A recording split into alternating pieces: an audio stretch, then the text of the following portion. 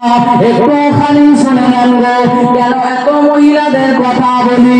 আল্লাহ নবীর একজন সাহাবী আমার রাসূলুল্লাহর কাছে আসে, ইয়া রাসূলুল্লাহ হাবিবাল্লাহ, ইয়া রাসূলুল্লাহ হাবিবাল্লাহ, আল্লাহ পাকের নবী, আমার একজন শাইনা মেয়ে আছে, আমার একজন কুমারী মেয়ে আছে, ইয়া রাসূলুল্লাহ হাবিবাল্লাহ, ইয়া রাসূলুল্লাহ হাবিবাল্লাহ, আল্লাহ পাকের নবী সে যেতে চাই, বাজারে যাবে, কিছু ক্রয় করবে, কিছু জামা কাপড় কিনবে। আল্লাহ নবী বলে, তোমার মেয়ে কি সাবালক হয়েছে? রাসূল কি প্রশ্ন করেছে একটু বলে? আমার কোথায় কি আলোচনা অসুবিধা হচ্ছে? রাসূল কি বলেছে? তোমার মেয়ে কি সাবালক হয়েছে? সাহাবীটা বলে, জি হ্যাঁ ইয়া রাসূলুল্লাহ, আমার মেয়ে সাবালক হয়েছে। রাসূল বলে, তোমার মেয়ে যতই বলুক তুমি বাহিরে বার করো না। তোমার মেয়ে যতই বলুক তুমি বাইরে বাহির করো না। আর যদি বাইরে বাহির করতে হয়, এমন কিছু তাকে পরিয়ে নাও, মানুষ যখন তাকে চিনতে না পারে, মানুষ যেন তাকে বুঝতে না পারে। আজকে সমাজে বোরকা পড়ছে না, পারে না, বলে বোরকা পড়ছে তো, কিন্তু ওটা কি অরিজিনাল বোরকা বলে মনে হয় আপনাদের? বলে আল্লাহ রসুলের স্ত্রী আমাদের আম্মা জান আল্লাহ রসুলের সামনে একদিন বলতে লাগছে, আমি আয়েশা, আল্লাহ রসুল আমার জন্য একটা বড়কা এনে দিয়েছে, বড়টা ওই জামাটা এত ঢিলঢাল, আমি আয়েশা তো রোগা পাতলা, আমার মতো মেয়ে 5টা ঢুকে যাবে। কটা? 5টার। এখন একটা বড়কা নিজেও ঢুকতে পারছে না। হয় না? হয় না? বলে পরিবর্তন হন, ফিরে আসে। আল্লাহ রহমতটা বড় বড়। আল্লাহ কোরআনে জানাচ্ছে, তুবু ইলাল্লাহি তাওবাতান নাসুহা, বান্দা একবার তওবা কর, আমি আল্লাহ সব গুনাহকে maaf করে দেব। জোরে বলেন না সুবহানাল্লাহ।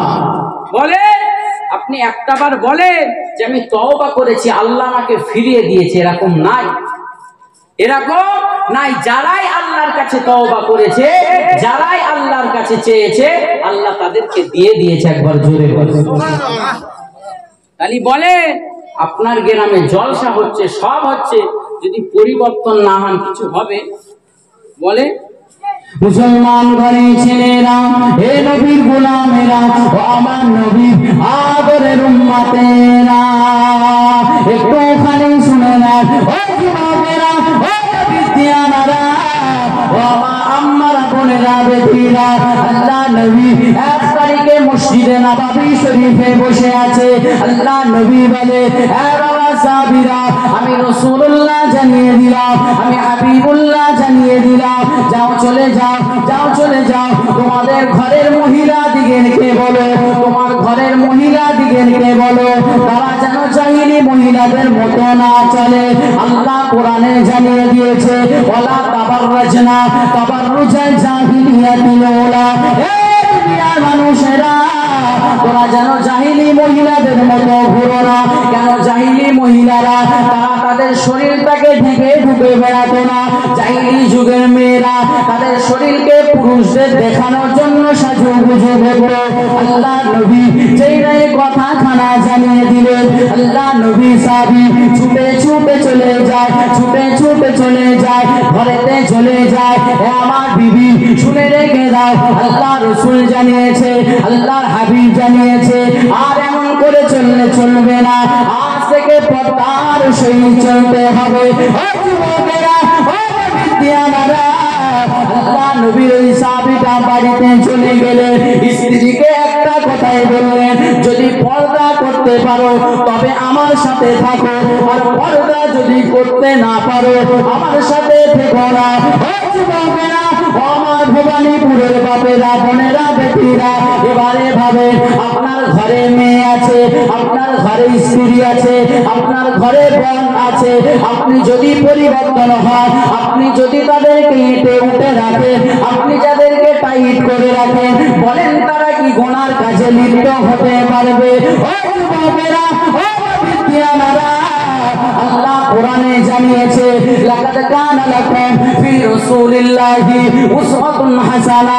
হে দুনিয়ার মানুষেরা, শুনেরা জেনেরা, হে দুনিয়ার মানুষেরা, শুনেরা জেনেরা, আমি আল্লাহ পাক আমার হাবিবকে উত্তম উত্তম চরিত্র দিয়ে পাঠিয়েছি, আমার হাবিবকে মডেল করে দিয়েছি।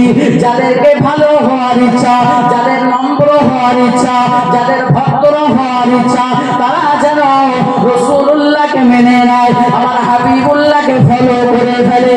যারাই রাসূলুল্লাহকে মেনে নিয়েছে, যারাই রাসূলুল্লাহকে ফলো করেছে, তাদের চরিত্রটা আল্লাহ পাকের দয়ার জান্নাতের চরিত্র হয়েছে।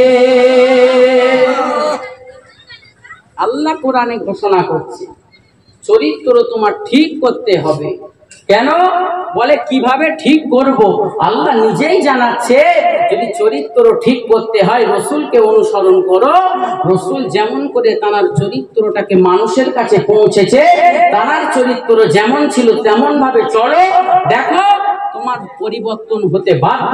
তোমার চরিত্রটা জান্নাতি মানুষের চরিত্র হয়েছে। একবার জোরে বলে সেই নবী একদিন মসজিদে নবাবিতে ওয়াজ করে। নবী সাহাবীদের ডেকে বলে, এই বাবা সাহাবীরা, আমি রাসূলুল্লাহ মরে যাব, মারা যাব, ইন্তেকাল হয়ে যাব। বলো বাবা সাহাবীরা, আমি রাসূলুল্লাহ মরে গেলে তোমাদের কি কোনো কষ্ট হবে? তোমার দিকের কি কোনো কষ্ট হবে? আল্লাহ নবীর সাহাবী হযরতে আবু বকর বেহুশ হয়ে গেলেন। ইয়া রাসূলুল্লাহ, হাবিব আল্লাহ, আপনি কি বলছেন? আপনি কি বলছেন? আপনি মারা গেলে আমরা তো দুনিয়ার জমিনে থাকতে পারবো না। ইয়া রাসূলুল্লাহ, হাবিব আল্লাহ, কার পিছনে নামাজ পড়বো, কার পিছনে ইক্তেদা করবো, কার মোতাবিক চলবো? ইয়া রাসূলুল্লাহ, হাবিব আল্লাহ, আপনি এমন কথা বলবেন না, আপনি এমন কথা বলবেন না। আল্লাহ নবী বললেন, বাবা সাহাবীরা, আল্লাহ কোরআনে জানিয়েছে কুল্লু নাফসিন যায়িকাতুল মাউত, প্রত্যেক মানুষকে মৃত্যুর স্বাদ গ্রহণ করতে হবে। আমি রাসূলুল্লাহ মানুষ, আমি রাসূলুল্লাহ তো মরে যাব, মারা যাব, আমি রাসূলুল্লাহ তো দুনিয়ার জমিন থেকে চলে যাব, এতে দুঃখ পাওয়ার তো কিছু নেই। আল্লাহর নবীর সাহাবী হযরত আবু বকর বলে, ইয়া রাসূলুল্লাহ, চলে যাবেন ঠিকই আছে, নামাজ কার পিছনে পড়বো? নামাজ কার পিছনে পড়বো? আল্লাহ নবী বলে, এই বাবা আবু বকর, দুঃখ কষ্ট কিছু নিও না, আমি রাসূলুল্লাহ বেঁচে থাকাকালীন নামাজের জন্য একজন ইমাম ঠিক করে দেবো। জোরে বলে। ইমাম ঠিক করছে কে? রাসূলুল্লাহ ঠিক করছে। আবু বকর সিদ্দিক মসজিদে নবাবিতে বসে আছে, আমার রাসূলুল্লাহর খুব জ্বরে এসেছে, খুব জ্বর ধরেছে। আমার রাসূলুল্লাহ মসজিদে নবাবিতে আর আসতে পারছে না, হুজরা শরীফ থেকে মসজিদে নবাবিতে আর আসতে পারছেন না। রাসূলুল্লাহ আম্মাজান আয়েশাকে বললেন, এই আমার বিবি আয়েশা, যাও ডেকে দাও আব্দুর রহমান আর ইবনে আব্বাসকে ডেকে দাও তো। আমার আব্দুর রহমান আর ইবনে আব্বাসকে ডেকে দাও, আমি রাসূলুল্লাহ একটু কথা বলবো। জোরে বল। আল্লাহ পাকের নবীর স্ত্রী আমাদের আম্মাজান হযরতে আয়েশা সিদ্দিকা মসজিদে নবাবিতে চলে গেলে, গিয়ে ডাকলেন। আচ্ছা, মসজিদে নবাবিতে চলে গেল, কেমন একটা লাগলো না? একটু তাকবীর দাও, নারায়ে তাকবীর, আরো জোরে নারায়ে তাকবীর। সিলসিলায়ে মুজাদ্দিদুজ জামান, আরো জোরে সিলসিলায়ে মুজাদ্দিদুজ জামান।